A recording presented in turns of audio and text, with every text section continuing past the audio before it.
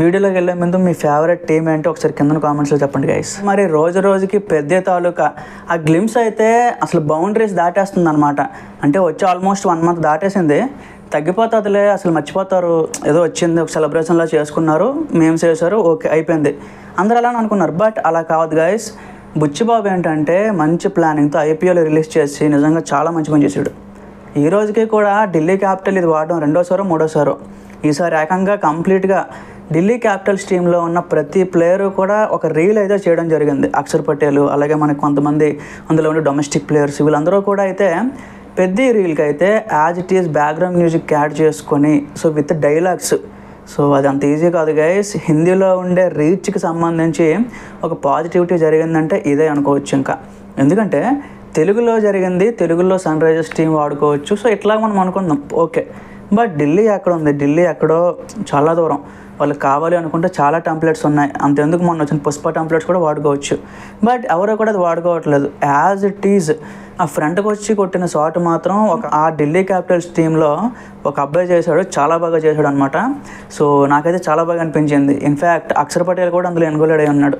So KL Rahul కూడా మనకు ఆ రీల్లో కనిపించాడు. కంప్లీట్గా రీల్ అంతా నేను పోస్ట్ చేయలేను గైస్, మేబీ నాకు రివ్యూజెడ్ కంటెంట్ వచ్చే అవకాశం ఉంది. ఒకసారి మీరు ఇన్స్టాగ్రామ్ ఓపెన్ చేసి ఢిల్లీ క్యాపిటల్స్ అండ్ సెర్చ్ బటన్లో కొట్టండి, ఫస్ట్లో ఉంటుంది రీల్. కిందన కామెంట్స్ కూడా మన వాళ్ళే, ఇంకా తెలిసిందే కదా. సో ఇంకా అక్కడైతే రచ్చ చేస్తున్నారు. అఫ్కోర్స్ వాళ్ళ మ్యాచ్ ఈరోజు ఏంటంటే సన్ రైజర్స్తో ఉంది, సో అక్కడ గెలవాలి అని చెప్పి.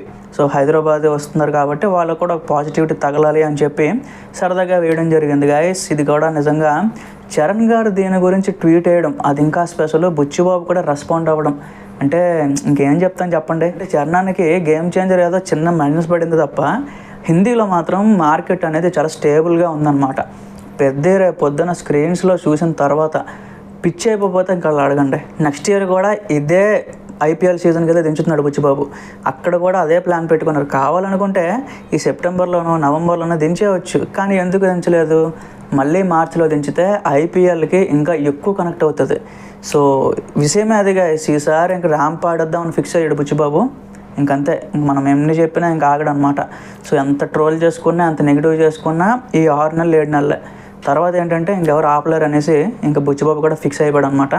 మరి మీకు ఇది ఒకరు చూసుంటే కింద కామెంట్స్లో చెప్పండి గైస్.